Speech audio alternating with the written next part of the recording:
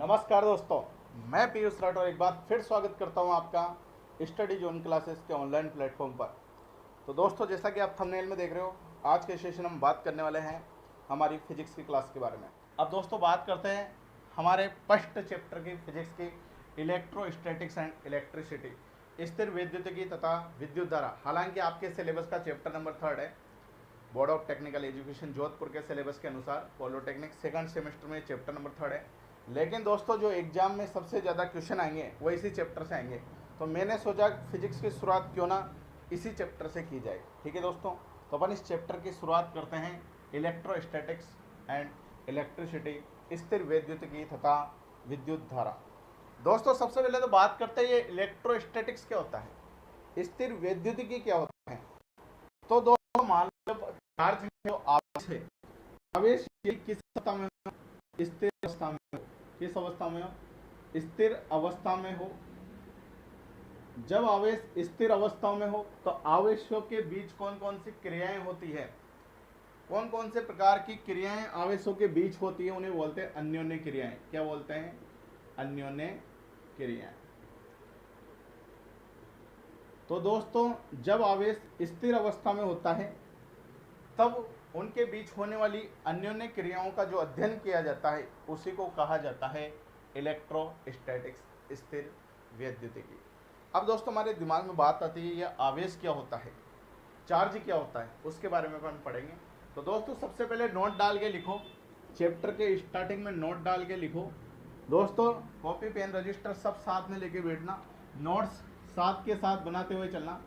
दोस्तों, मैं printed notes भी आपको दे सकता था, लेकिन दोस्तों क्या है, इसे लिख के अपन पढ़ेंगे और लिख कर नोट्स बढ़ाएंगे तो उससे चीज़ें याद ज़्यादा रहती है और समझ में भी अच्छा आता है। इसलिए मैंने ये फैसला किया है कि अपन बोल बोल के नोट्स लिखेंगे, जैसे ऑफलाइन क्लास में आप नोट्स लिखते हो। ठीक है भैया? तो सबसे पहले नोट डाल के लिखो, नोट में लिखो भौतिक विज्ञान की वह शाखा, भौतिक विज्ञान की वह शाखा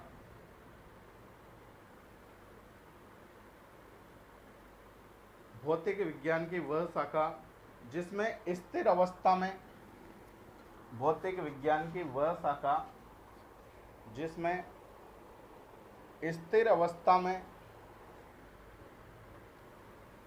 जिसमें स्थिर अवस्था में आवेशों एवं उनके मध्य, आवेशों एवं उनके मध्य, स्थिर अवस्था में आवेशों एवं उनके मध्य अन्योन्य क्रियाओं का अध्ययन किया जाता है। अन्योन्य क्रियाओं का अध्ययन किया जाता है। अन्योन्य क्रियाओं का अध्ययन किया जाता है। आवेशों एवं उनके मध्य अन्योन्य क्रियाओं का, अन्योन्य क्रियाओं का अध्ययन किया जाता है। स्थिर विद्युतिकी कहलाती है। स्थिर विद्युतिकी कहलाती है।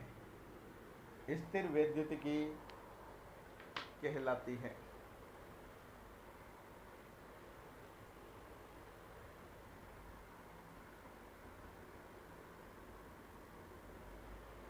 ठीक है भैया, एक बार और रिपीट कर देता हूँ मैं। भौतिक विज्ञान की वह शाखा जिसमें स्थिर अवस्था में आवेशों एवं उनके मध्य अन्योन्य क्रियाओं का अध्ययन किया जाता है, स्थिर विद्युतिकी, इलेक्ट्रोस्टैटिक्स कहलाती है। ठीक है भैया, तो सबसे पहले बात होगी कि स्थिर विद्युतिकी की जो चैप्टर का नाम हमारा इलेक्ट्रोस्टैटिक्स, वह किसे कहा जाता है। तो जब आवेश जो है, चार्ज जो है, वह स्थिर अवस्था में रहेंगे, किस में रहेंगे? स्थिर अवस्था में रहेंगे, तब उनके बीच में होने वाली अन्योन्य क्रियाएं, कौन कौन सी क्रियाएं आवेशों के बीच में हो सकती हैं, उनके बारे में अपन अध्ययन करेंगे। तो क्या कहलाएगी? इलेक्ट्रोस्टैटिक्स, स्थिर विद्युतिकी कहलाएगी। ठीक है भैया, अब हमने बात तो कर ली कि आवेश स्थिर अवस्था में रहेगा और उनके बीच अन्योन्य क्रियाएं भी होंगी, लेकिन आवेश होता क्या है, किसे हम आवेश कहते हैं, उसके बारे में अपन समझते हैं। तो दोस्तों अगला हेडिंग जो है, अगला टॉपिक जो है हमारा वह है आवेश चार्ज। तो अगला हेडिंग डालो आप आवेश। अगला हेडिंग क्या हमारा आवेश, जिसे इंग्लिश में क्या बोलते हैं, चार्ज। क्या बोलते हैं, चार्ज। तो अगला हेडिंग डालो आवेश चार्ज। ठीक है,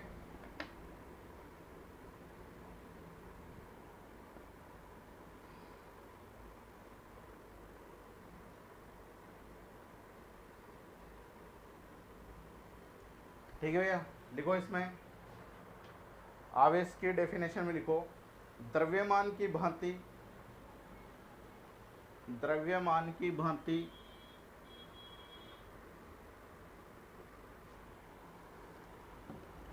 द्रव्यमान की भांति किसी विशेष पदार्थ या कण का, द्रव्यमान की भांति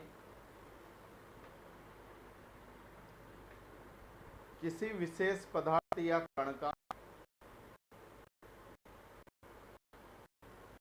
किसी विशेष पदार्थ या कण का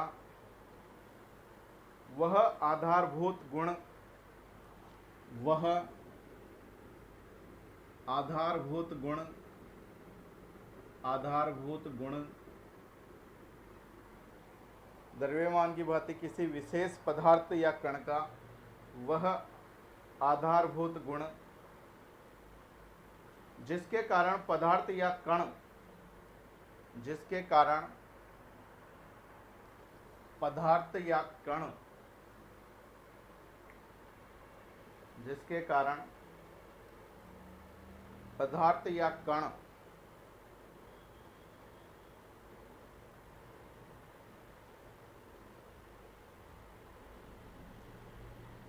विद्युतीय क्षेत्र व चुंबकीय क्षेत्र प्रदर्शित करता है, जिसके कारण पदार्थ या कण विद्युतीय क्षेत्र, विद्युतीय क्षेत्र या चुंबकीय क्षेत्र, या चुंबकीय क्षेत्र प्रदर्शित करता है, आवेश कहलाता है। प्रदर्शित करता है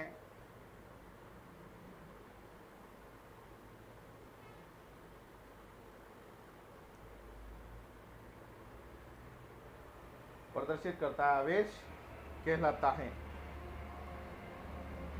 आवेश कहलाता है, आवेश कहलाता है। तथा ऐसे कण आवेशित कण कहलाते हैं, तथा ऐसे कण आवेशित कण कहलाते हैं, तथा ऐसे कण आवेशित कण कहलाते हैं।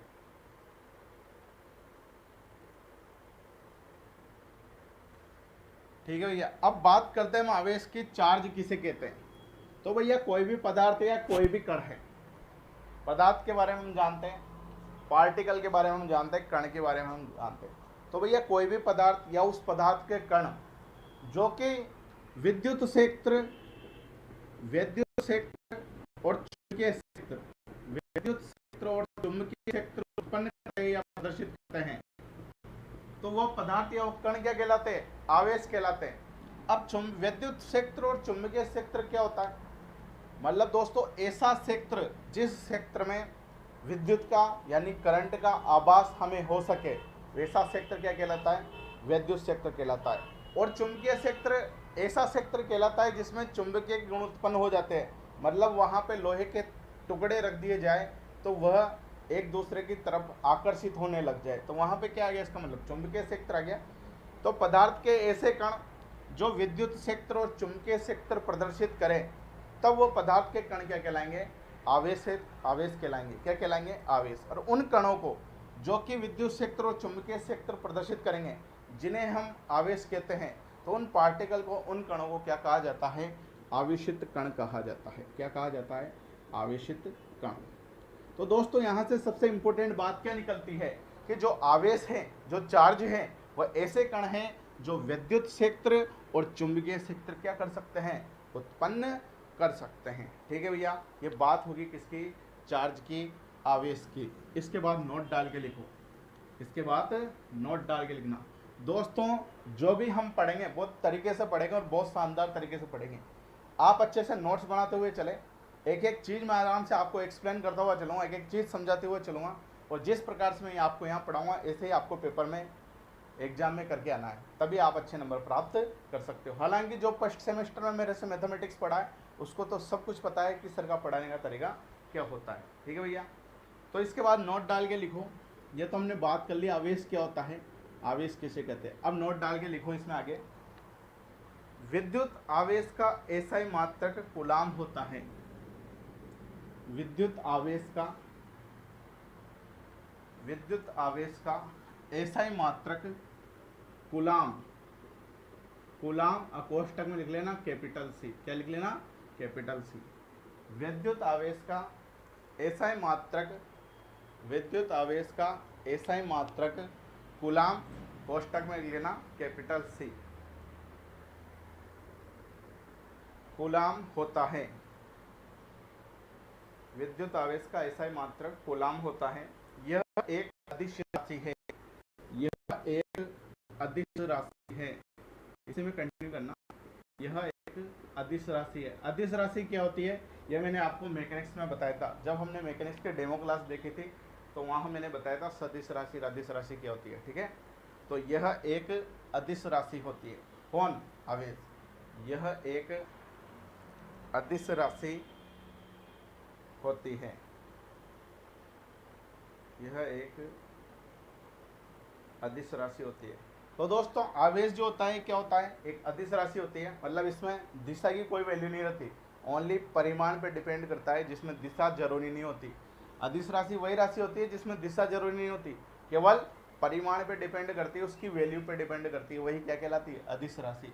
और इसका ऐसा ही मात्रक जो होता है आवेश का डायरेक्ट पूछ लिया जाता है। जो एक एक लाइन के क्वेश्चन आपके एग्जाम में आएंगे उसमें पूछ लिया जाएगा कि विद्युत आवेश का मात्रक क्या होता है। तो विद्युत आवेश का मात्रक क्या होता है? कूलाम होता है। ठीक है, तो नोट में पॉइंट नंबर 1 डाल लेना इसे। ये नोट में पॉइंट नंबर 1 हो गया जो भी अपन ने लिखा। अब नोट में पॉइंट नंबर 2 डाल के लिखना। नोट में पॉइंट नंबर 2 डाल के लिखना। नोट में पॉइंट नंबर 2 लिखना। पॉइंट नंबर 2 है,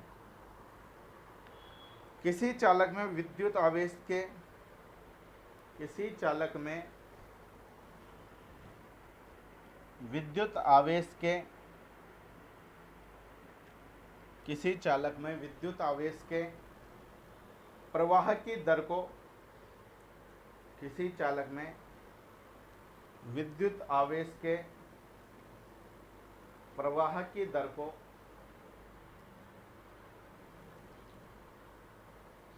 किसी चालक में विद्युत आवेश के प्रवाह की दर को विद्युत धारा कहा जाता है। किसी चालक में विद्युत आवेश के प्रवाह की दर को विद्युत धारा कहा जाता है। विद्युत धारा कहा जाता है। अर्थात अब इधर समझ लेना भैया, बाद में बताना। अर्थात हम कह सकते हैं विद्युत धारा बराबर विद्युत आवेश बटा समय। अब ये हमने बटा समय किया। अब इसे समझना, अपन ने नोट में लिखा कि विद्युत आवेश के प्रवाह की दर को, जहां भी प्रवाह की दर लिखा गया, दर का मतलब होता है समय का भाग देना। दर का मतलब क्या होता है? समय का भाग देना। तो विद्युत आवेश के प्रवाह की दर, तो विद्युत आवेश में किसका भाग दिया? समय का भाग दिया। किसका भाग दिया? समय का भाग। तो विद्युत आवेश में प्रवाह की दर को क्या कहा जाता है? विद्युत धारा कहा जाता है। यहाँ से बनी है वो परिभाषा। इसी फॉर्मूले से विद्युत धारा, इलेक्ट्रिक करंट की डेफिनेशन बनती है कि विद्युत आवेश के प्रवाह की दर को, दर का मतलब होता है समय का भाग देना, क्या कहलाती है? विद्युत धारा कहलाती है। क्या कहलाती है? विद्युत धारा। अब दोस्तों विद्युत धारा का सूत्र क्या हो गया? विद्युत आवेश बटा समय। जो विद्युत धारा है इसको हम I से प्रदर्शित करते हैं। किससे प्रदर्शित करते हैं? कैपिटल I से प्रदर्शित करते हैं। जो विद्युत आवेश होता है, विद्युत आवेश को हम क्यू से प्रदर्शित करते हैं। कैपिटल क्यू से भी कर सकते हैं, स्मॉल क्यू से भी कर सकते हैं। ऐसे धारा को कैपिटल आई से भी कर सकते हैं, स्मॉल आई से भी कर सकते हैं। ठीक है, तो विद्युत आवेश को कैपिटल क्यू और समय कैपिटल टी या स्मॉल टी लिख दो। ठीक है, स्मॉल टी लिख दो, चलो सब जगह। ये स्मॉल आई बराबर Q upon T, small I बराबर क्यू अपॉन टी। तो धारा का सूत्र क्या हो गया? विद्युत धारा का सूत्र हो गया आई बराबर क्यू अपॉन टी। क्यू क्या है? यह विद्युत आवेश है। क्या है? विद्युत आवेश। टी क्या है? टी समय है। क्यू की आई क्या है? यह विद्युत धारा है। विद्युत धारा है। विद्युत धारा की परिभाषा कहाँ से बनी? यहाँ से बनी। विद्युत आवेश के प्रवाह की दर को विद्युत धारा कहा जाता है। सूत्र क्या हो गया? आई बराबर क्यू बटा टी। अब दोस्तों विद्युत धारा के मात्रक की बात करें, इसका मात्रक क्या होता है? तो इसका मात्रक, एक तो आवेश, ऊपर क्या है? विद्युत आवेश, और आवेश का मात्रक क्या होता है? अभी मैंने बताया आवेश का मात्रक होता है कूलाम। क्या होता है? कूलाम। तो कूलाम और बटा, ये बटा आ रहा है तो बटा, नीचे क्या है? समय, और समय का मात्रक क्या होता है? समय का ऐसा ही मात्रक मैकेनिक्स में बताया था मैंने फर्स्ट क्लास में। समय का ऐसा ही मात्रक क्या होता है? सेकंड। क्या होता है? सेकंड। तो विद्युत धारा का मात्रक क्या हो गया? विद्युत धारा का मात्रक हो गया कूलाम प्रति सेकंड। मात्रक अपन सूत्र से बना सकते हैं, जो भी फॉर्मूला में दे रखा है उस फॉर्मूले की सहायता से अपन क्या बना सकते हैं? उसका मात्रक बना सकते हैं। मात्रक को रटने की जरूरत नहीं है, हालांकि कुछ मात्रक तो याद रखने पड़ेंगे, लेकिन अपन मात्रक को सूत्र से भी बना सकते हैं, फॉर्मूले से भी बना सकते हैं। तो मात्रक क्या हो गया इसका? आवेश का मात्रक कूलाम और समय का मात्रक सेकंड। कूलाम पर सेकंड इसका मात्रक हो गया। और जो धारा है विद्युत धारा, इसका एक और मात्रक होता है, इसका एक और मात्रक होता है एम्पियर। क्या होता है? एम्पियर। तो एम्पियर तो हमें ध्यान रखना पड़ेगा, ये तो याद करना पड़ेगा। ये भी क्या है? मात्रक है किसका? विद्युत धारा का। ठीक है भैया, तो इसे आप नोट कर लो, और नोट करते हैं कमेंट कर देना, फिर अपन आगे चलेंगे। ठीक है,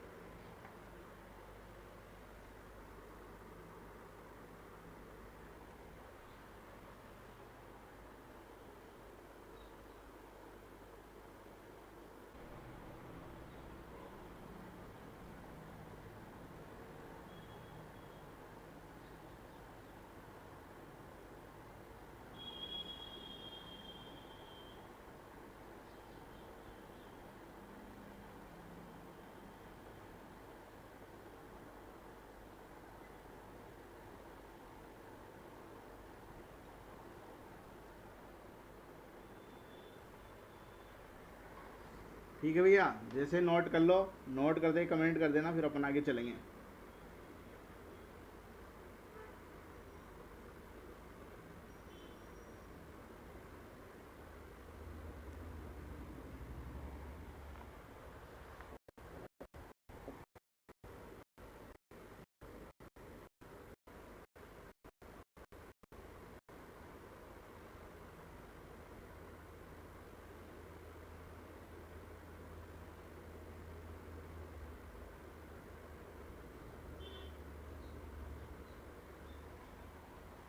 ठीक है भाई, अब जिसने नोट नहीं किया हो वो वीडियो को पॉज करके नोट कर लेना। ठीक है, अपन आगे चलते हैं। अगला नोट डाल के लिखो। अब इसके बाद अगला नोट डाल के निकला है अपन को।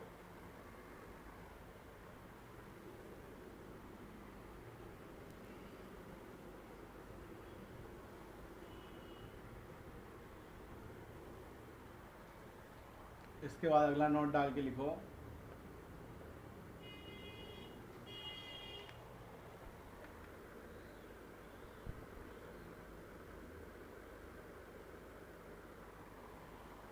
यदि किसी चालक में से 1 एम्पियर की, लिखो नोट में, यदि किसी चालक में से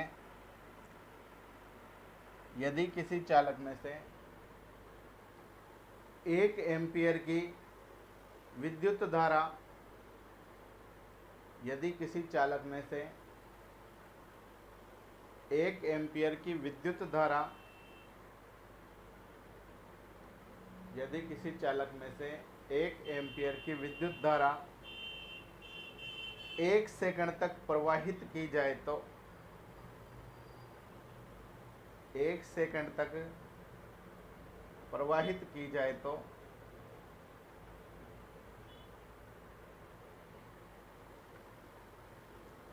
यदि किसी चालक में से 1 एम्पियर की विद्युत धारा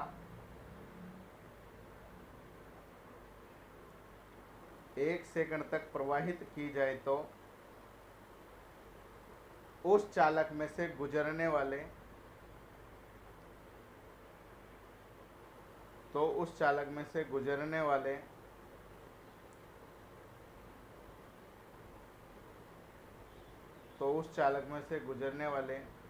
विद्युत आवेश की मात्रा 1 कूलाम होगी। विद्युत आवेश की मात्रा 1 कूलाम होगी।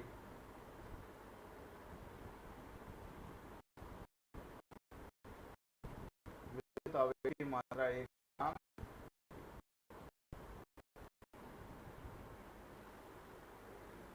ठीक है भैया, एक बार और रिपीट कर देता हूँ।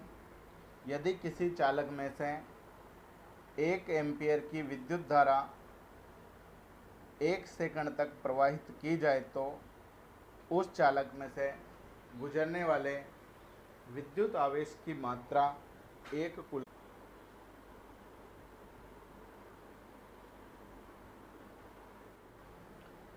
तो ठीक है भैया, एक बार और रिपीट कर दो फटाफट। यदि किसी चालक में से 1 एम्पियर की विद्युत धारा 1 सेकंड तक प्रवाहित की जाए तो उस चालक में से गुजरने वाले विद्युत आवेश की मात्रा 1 कूलाम होगी। ठीक है, अब इस परिभाषा, ये परिभाषा कहाँ से आई उसे अपन समझते हैं। दोस्तों हमने अभी पढ़ा वी नो दैट, पहले समझ लेना बाद में उतारना।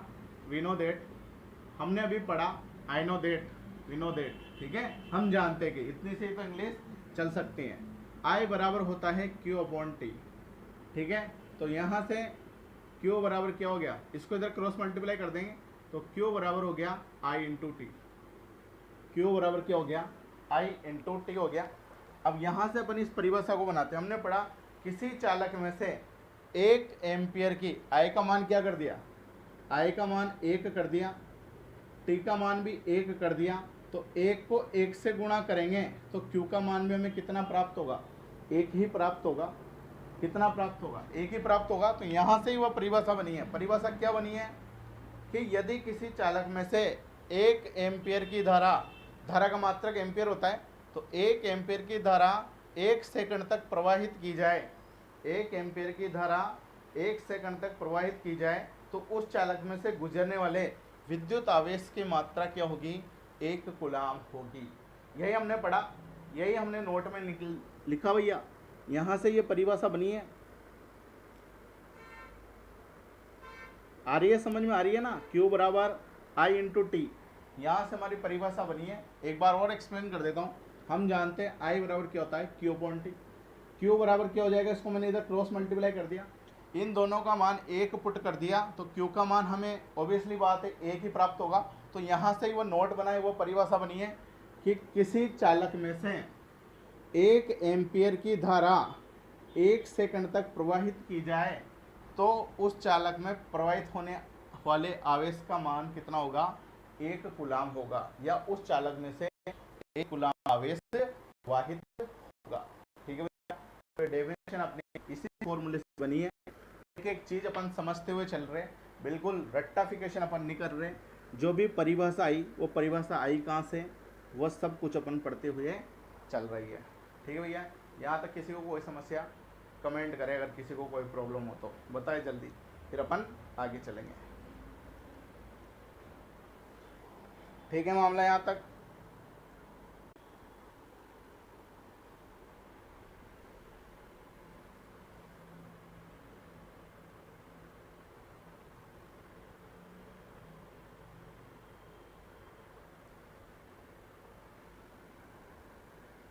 तो ठीक है भैया, क्लियर मामला यहाँ तक। इसके बाद हम आगे चलते हैं और बात करते हैं हमारे अगले हेडिंग की। अगला जो हेडिंग है हमारा, वह है कूलाम का नियम। तो अगला हेडिंग डालो कूलाम का नियम। अगला टॉपिक क्या है? कूलाम का नियम।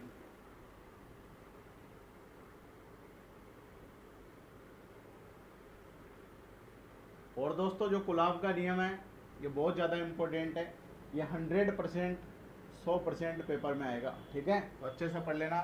कूलाम का नियम, कूलाम्स लॉ क्या है उसे अपन अच्छे से समझते हैं। ठीक है भैया, तो क्या है कूलाम का नियम, कूलाम्स का लॉ? ठीक है, लिखो इसमें। चलो पहले मैं समझा देता हूँ, बाद में इसके डेफिनेशन आपको लिखाता हूँ। ठीक है, मान लो भैया दो स्थिर विद्युत आवेश है, विद्युत आवेश है, दो आवेश है, एक आवेश है Q1 और एक दूसरा आवेश है Q2। ठीक है, बिंदुवत आवेश है यानी बिंदु रूप में स्थित, ये दोनों स्थिर है और इन दोनों के बीच की जो दूरी है वो स्मॉल r है। स्मॉल r दूरी पर ये दोनों आवेश रखे हुए हैं जो कि क्या है? स्थिर अवस्था में। दोस्तों जो आवेश हैं ये आवेशित कण कहलाते हैं।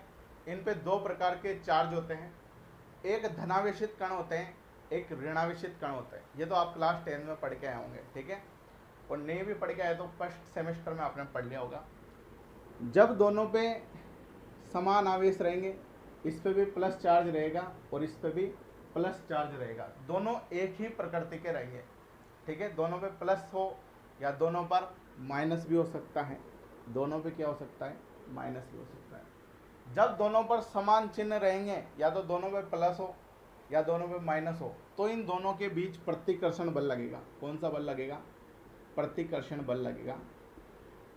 और जब दोनों पर विपरीत आवेश हो, एक पे प्लस हो और एक पे माइनस हो, तो इन दोनों के बीच कौन सा बल लगेगा? आकर्षण बल लगेगा। कौन सा बल लगेगा? आकर्षण बल लगेगा और प्रतिकर्षण बल लगेगा। बल क्या होता है ये हम मैकेनिक्स में पढ़ चुके हैं। ठीक है, तो जब समान प्रकृति के आवेश रहेंगे तो दोनों पर प्रतिकर्षण बल लगेगा, और जब विपरीत प्रकृति के आवेश रहेंगे तो दोनों पर क्या लगेगा? आकर्षण बल लगेगा। ये आप पढ़ चुके हैं। अब दोस्तों कूलाम जो है, ये कूलाम भाई साहब यह कहते हैं कि दो स्थिर आवेशों के मध्य लगने वाला प्रतिकर्षण बल हो या आकर्षण बल हो, जो बल रहेगा वह इन दोनों आवेशों के गुणनफल के तो समानुपाती होगा। इन दोनों आवेशों के गुणनफल के क्या होगा? समानुपाती होगा, अर्थात F समानुपाती होगा Q1 इंटू Q2। और उन दोनों आवेशों के मध्य जो दूरी है उसके वर्ग के व्युत्क्रमानुपाती होगा, अर्थात F जो होगा वह व्युत्क्रमानुपाती होगा 1/r²। यानी r² के क्या रहेगा? व्युत्क्रमानुपाती होएगा। और आप जानते हो जो भी चीज व्युत्क्रमानुपाती होती है वो बटा में आती है। कहाँ आती है? बटा में। जो समानुपाती होती है वो तो डायरेक्ट सीधे आ जाती है, ऊपर अंश में आ जाती है, और जो व्युत्क्रमानुपाती होती है वह बटा में आती है, बटा में आती है। ठीक है, तो दोनों आवेशों के गुणनफल के तो समानुपाती होता है, इसलिए तो इन दोनों का गुणनफल तो कहाँ आ गया? अंश में आ गया। जो बल इन दोनों आवेशों के मध्य लगेगा, चाहे वह प्रतिकर्षण बल हो चाहे वह आकर्षण बल हो, इन दोनों आवेशों के गुणनफल के तो समानुपाती होगा, और उनके बीच की दूरी के वर्ग के यानी इस दूरी के स्क्वायर, वर्ग बोला तो इसका स्क्वायर, तो r के स्क्वायर क्या रहेगा? व्युत्क्रमानुपाती रहेगा। और जब भी कोई क्वांटिटी व्युत्क्रमानुपाती होती है तो वह हर में आती है। कहाँ आती है? हर में आती है, यानी बटा में आती है। तो दोस्तों ये नियम किसने दिया? कूलाम भाई साहब ने दिया। तो इन दोनों को अपन कंबाइंड करेंगे तो F किसके समानुपाती हो जाएगा? Q1 into Q2/r²। F किसके समानुपाती हो जाएगा? Q1 इंटू Q2/r² के। और जब ये समानुपाती का चिन्ह हटाएंगे तो यहाँ पे एक कांस्टेंट आएगा, और वह कांस्टेंट आएगा कैपिटल K। दोस्तों ये आपको याद होगा, जब भी हम समानुपाती का चिन्ह हटाते हैं तो एक स्थिरांक आता है, एक कांस्टेंट आता है, और यहाँ पे जो कांस्टेंट आएगा वो कैपिटल K आएगा। क्या आएगा? कैपिटल K, और पीछे क्या आ जाएगा? Q1 Q2/r²। क्या आ जाएगा? Q1 Q2/r²। ठीक है भैया, इन दोनों को अपन ने कंबाइंड कर दिया तो अंश में क्या है? अंश में है Q1 इंटू Q2, हर में क्या है? बटा r², तो हर में क्या गया? r²। इन दोनों को अपन ने कंबाइंड कर दिया, मिला दिया। तो ऊपर यहाँ समानुपाती का चिन्ह हटाएंगे तो कांस्टेंट आ जाएगा कैपिटल के। ये फॉर्मूला किससे आया? ये कूलाम के नियम से आया। एफ क्या है? दोनों आवेशों के मध्य लगने वाला बल है, जो प्रतिकर्षण भी हो सकता है और आकर्षण भी हो सकता है। के एक स्थिरांक है Q1 Q2, आवेश है R, उनके बीच की दूरी। ठीक है भैया, यह है कूलाम नियम। कौन सा नियम है?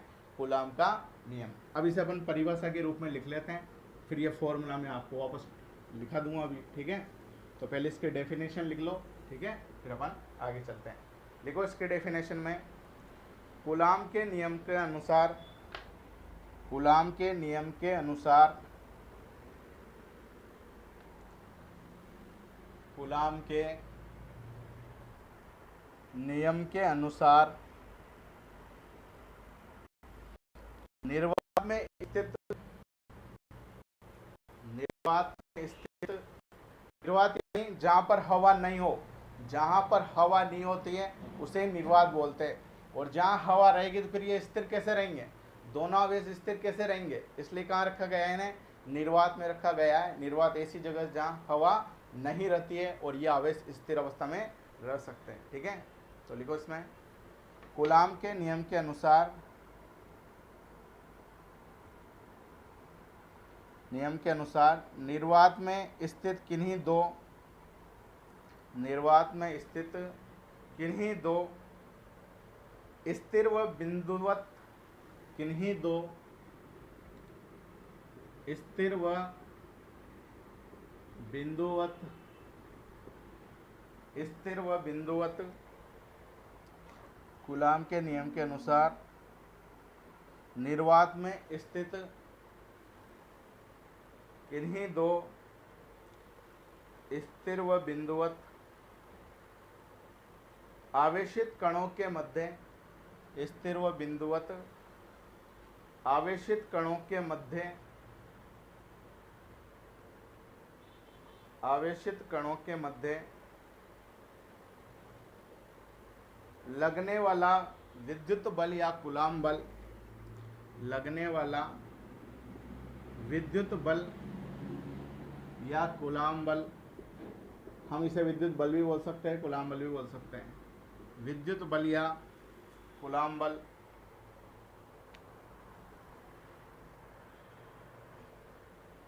मध्य लगने वाला विद्युत बल या कूलाम बल इन आवेशों की मात्राओं के गुणनफल के, इन आवेशों की मात्राओं के गुणनफल के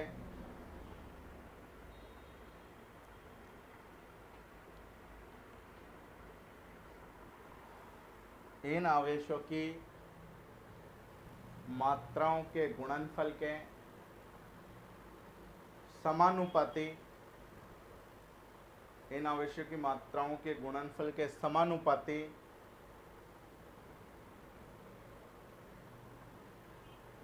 मात्राओं के गुणनफल के समानुपाती तथा इनके मध्य की दूरी के व्युत्क्रमानुपाती, तथा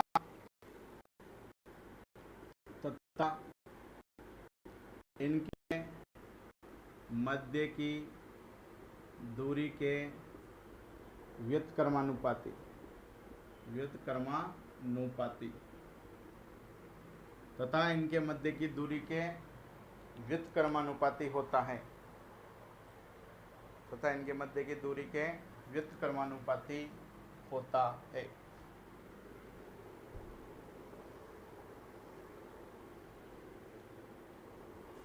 ठीक है भैया, एक बार रिपीट कर देता हूँ मैं फटाफट।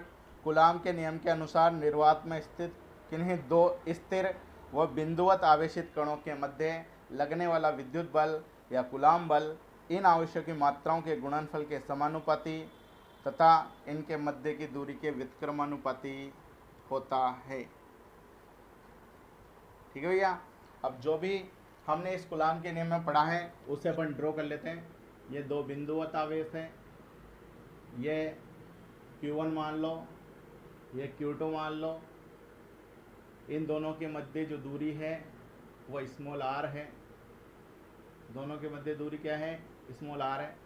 जब दोनों पर समान चिन्ह रहेंगे, या तो प्लस या माइनस, तो कौन सा बल लगेगा? समान चिन्ह होने पर लिख देता हूँ मैं यहाँ पे स्टार लगाकर, समान आवेशों के मध्य प्रतिकर्षण बल। और सेकंड है असमान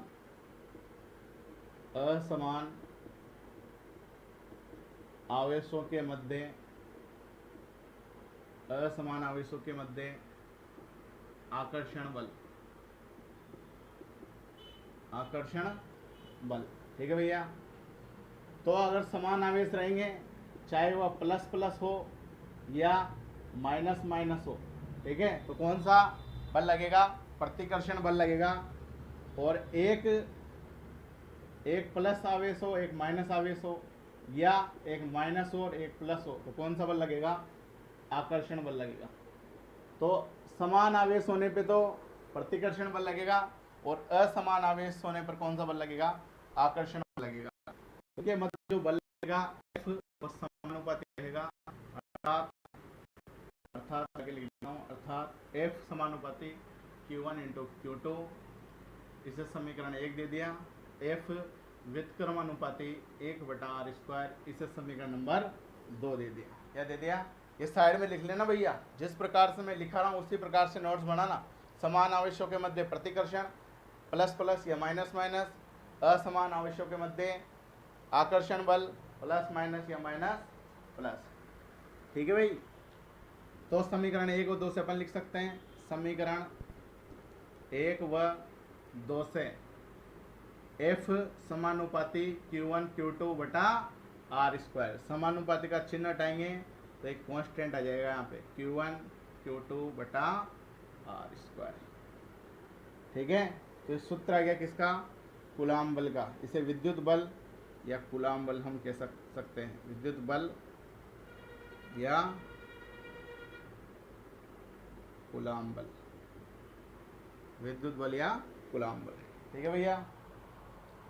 तो इसे आप नोट कर लो, इसे उतार लो, फिर अपन आगे चलते हैं।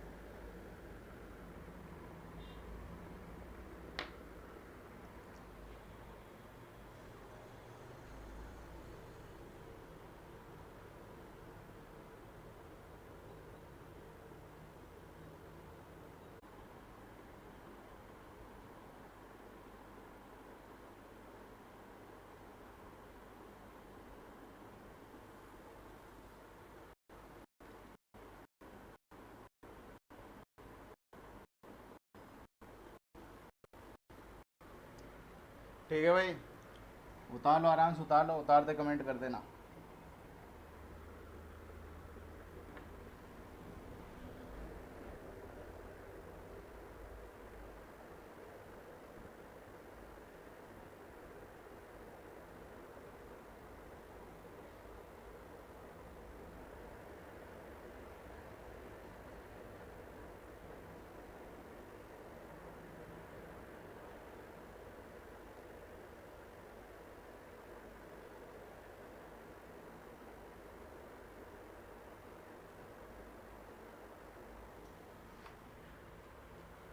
ठीक है भाई।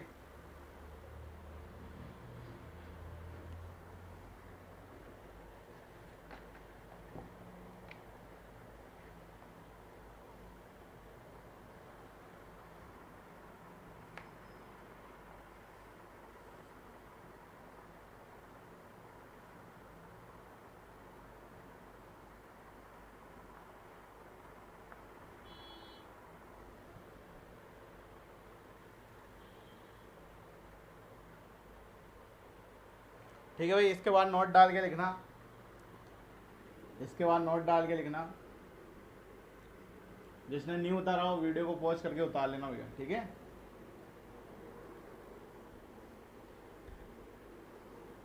इसके बाद नोट डाल के लिखो, जहां के एक समानुपातिक नियतांक है, जहां के एक समानुपातिक नियतांक है,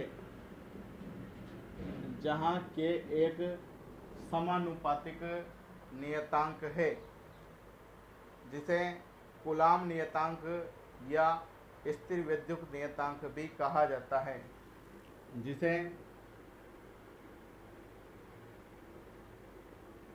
कूलाम नियतांक या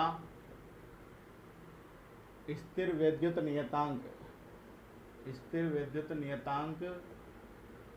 भी कहा जाता है,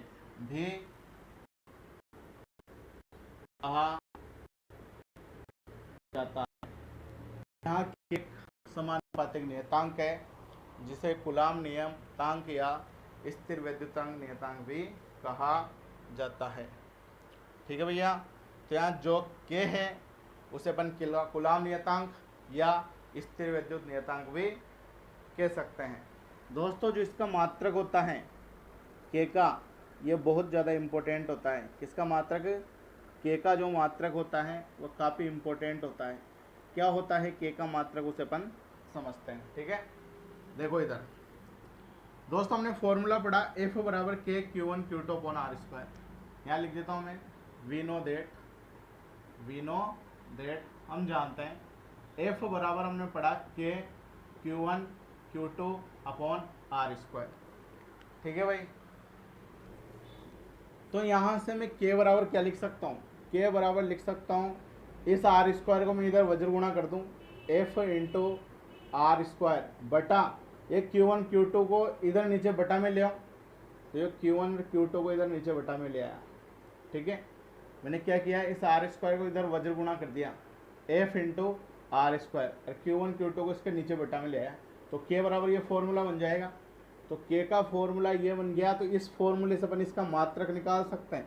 मैंने अभी आपको बताया फॉर्मूले की सहायता से मात्रक कैसे निकाला जाता है। तो इस के का मात्रक डायरेक्ट एग्जाम में पूछ लिया जाता है कि जो कूलाम नियतांक और स्थिर विद्युत नियतांक है उसका मात्रक क्या होता है। 1 नंबर में पेपर के अंदर आपके क्वेश्चन आ सकता है। तो यहाँ एफ क्या है? बल है। बल का मात्रक क्या होता है? न्यूटन। तो बल का मात्रक हो गया न्यूटन। ठीक है, इंटू, तो ये इंटू आर स्क्वायर। आर क्या है? दूरी है। दूरी का मात्रक क्या होता है? मीटर, और उसका स्क्वायर होता है तो न्यूटन इंटू मीटर स्क्वायर। क्या हो गया? Newton into metre square. बल का मात्रक न्यूटन, दूरी का स्क्वायर तो मीटर का स्क्वायर, दूरी का मात्रक मीटर होता है तो मीटर का स्क्वायर बटा Q1 क्या है? आवेश है। Q2 भी क्या है? आवेश है। आवेश का मात्रक क्या होता है? कूलाम।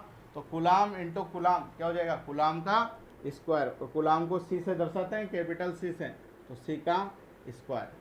तो के का मात्रक क्या आ गया? के का मात्रक आ गया भैया न्यूटन इंटू मीटर स्क्वायर प्रति coulomb square. Newton into metre square प्रति कूलाम स्क्वायर। तो दोस्तों, अगर सूत्र तुम्हें याद होगा, फॉर्मूला तुम्हें याद होगा, तो मात्रक तुम आराम से निकाल सकते हो। ठीक है, और सूत्र याद नहीं होगा, सन्नाटा है। ठीक है भैया, तो ये हो गया हमारा के का मात्रक। ठीक है, किसी को कोई समस्या, किसी को कोई दिक्कत, बताओ भैया। क्लियर है मामला?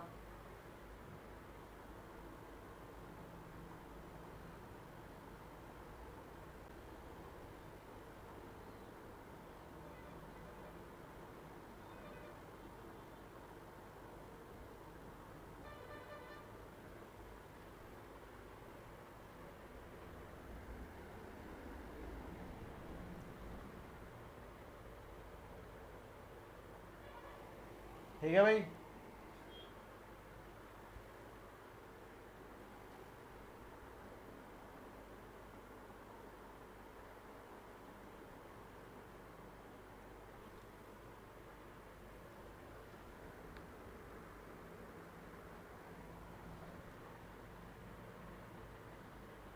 तो ठीक है दोस्तों, आज हमने chapter electrostatics and current electricity की शुरुआत करी।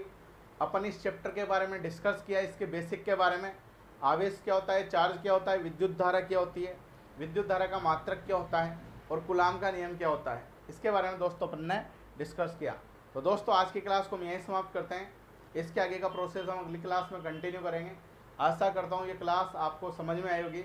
यदि फिर भी किसी ना किसी को कोई समस्या हो तो आप कमेंट बॉक्स में आपका कमेंट करें, आपकी समस्या का समाधान जरूर किया जाएगा दोस्तों।